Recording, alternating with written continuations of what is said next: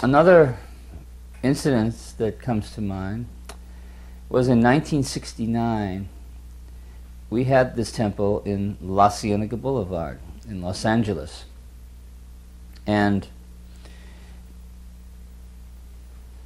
actually it might have been 1968, anyway, it was 68 or 69. And it was very well attended. The temple was very well attended. The devotees would go to Griffith Park in Los Angeles and have chanting and prasadam distribution. Vishnu John had little puppets. We have puppet shows there. And we would bring back people from Griffith Park. And also we would go down to Laguna Beach, all the way from Los Angeles to Laguna Beach. There was a store down there, the Mystic Arts bookstore.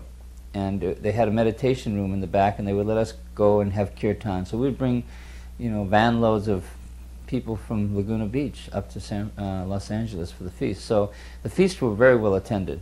So on this particular day, there was a fire jagga.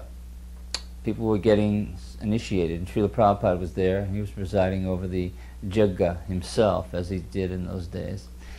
And the temple was very full with people, and there was an Italian filmmaking crew at the temple at that time, and they were filming the whole thing. And if somebody could get hold of that film, it would be a historical piece of footage. But Srila Prabhupada was there, and this one lady came, a Hindu lady, came into the temple. And she was a guru to these Hindus. Her name was Shama Devi. And she ended up having a ashram right next to the Krishna Balaram temple in Vrindavan. But anyways, she came into the temple, and she was sitting in the back of the temple, and they rolled out her carpet, and she sat down on the carpet, and her disciples were older Hindu ladies and gentlemen. They sat around her, and Srila Prabhupada was performing the jagga. So Srila Prabhupada, after he finished the jagga, he went up and got on the stage. And in those days, we had Prabhupada's Vyasasan seated right on the stage at the same level as the altar. Srila Prabhupada was having a kirtan, and he was playing his kartals, and he was leading the kirtan, and then he told someone else to lead. Maybe it was Vishnu Jana or something like that. So in those days, the kirtans were ecstatic, but they weren't uproarious because of the dance step we used to do. We used to do the Swami step, and the Swami step was a choreographed step that everybody would very in coordination with one another dance, put one foot in front of the other, one foot in front of the other. The arms would be upraised like that, and we'd all be chanting and dancing like that. A long aisle of devotees on either side facing one another, and be dancing back and forth, having kirtan. So Srila Prabhupada, during the course of this kirtan, he got up from his Vyasasana, and he was doing the Swami step with us, like that. We were all doing the Swami step. And then Srila Prabhupada did something that he had never done before. Nobody had ever experienced this before. Srila Prabhupada stopped doing the Swami step, and he started jumping up and down.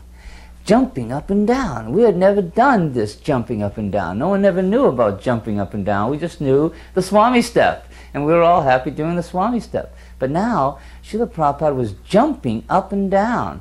And it was the most amazing thing, because it seemed like the whole universe was rocking. But Srila Prabhupada started to jump up and down. So we looked at each other and we said, wow, Prabhupada's jumping up and down. I guess we can jump up and down too. So it's never been the same since then. Kirtan has never been the same.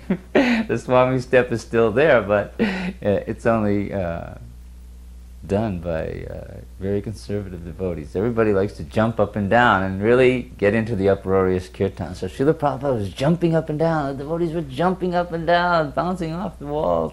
It was fantastic. So meanwhile, this lady, Shama Devi, she was there, and she was having kirtan. And one of her disciples opens a bag and gives her a little madanga.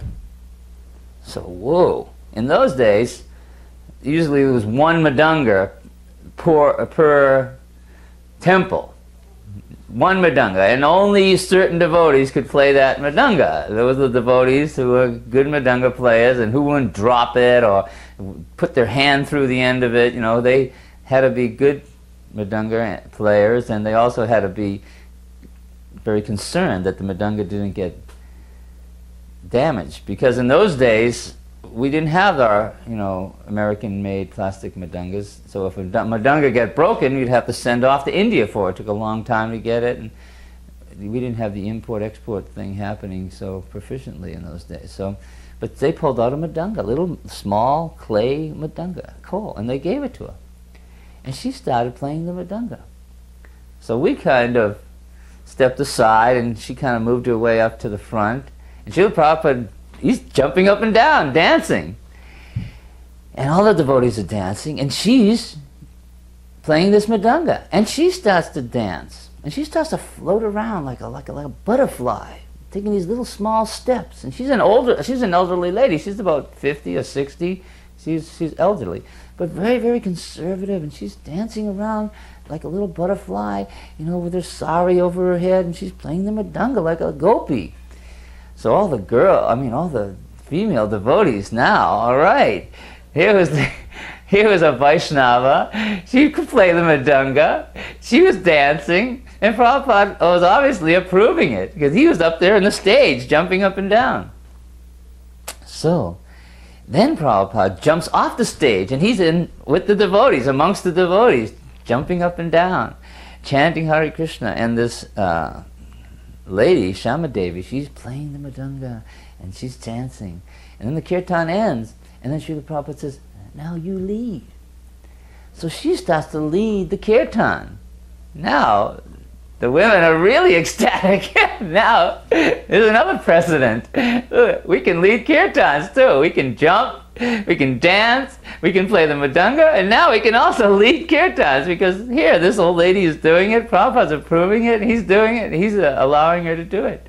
So everybody was in total, you know, euphoria there. And she led the most melodious kirtan, and went on and on. And Srila Prabhupada was dancing, and she was dancing, and it built up. And it was the most fantastic experience that all the devotees could have had. So, before the dust even settles from the kirtan, you know, the devotee is on the phone to New York. Prabhupada's jumping! Prabhupada's jumping! What do you mean he's jumping? He said, you don't have to do the Swami step anymore. Prabhupada's jumping up and down. The kirtan was going on. Prabhupada was jumping, running up, back and forth, jumping up and down. And Brahmananda was saying, well, how do you do it? How do you jump? He said, you don't have to do it. You just jump up and down. Just be ecstatic. Put your hands up in the air and just jump as high as you can do. So Brahmananda called Boston. Boston called Montreal. And within a matter of hours, the whole country was jumping. And like I said, kirtan's never been the same since that time. Yeah, after taking sannyas, after the end of the initiation ceremony, myself, Sridhar Maharaj, and Prithuputra, I think he was from France, 3 of us were given sannyas. We went into quarters of Srila Prabhupada to check 2 things, whether our names were going to change and whether new assignments are. And of course our assignments did not change, and also regarding the names, Prabhupada said just add Swami to your names. So that was one thing. And then he talked to us about Manmanabho Madhavakto Madhyaji Mam Namaskuru, that verse. Said Krishna is asking us to do 4 things, and if we just do these 4 things, remembering Krishna and worshipping and offering him obeisances and becoming his devotee, he said without duplicity, the word duplicitous, then your preaching will be very, very effective, and people will take you very seriously. So that was one instruction in his personal meeting. He gave it to us.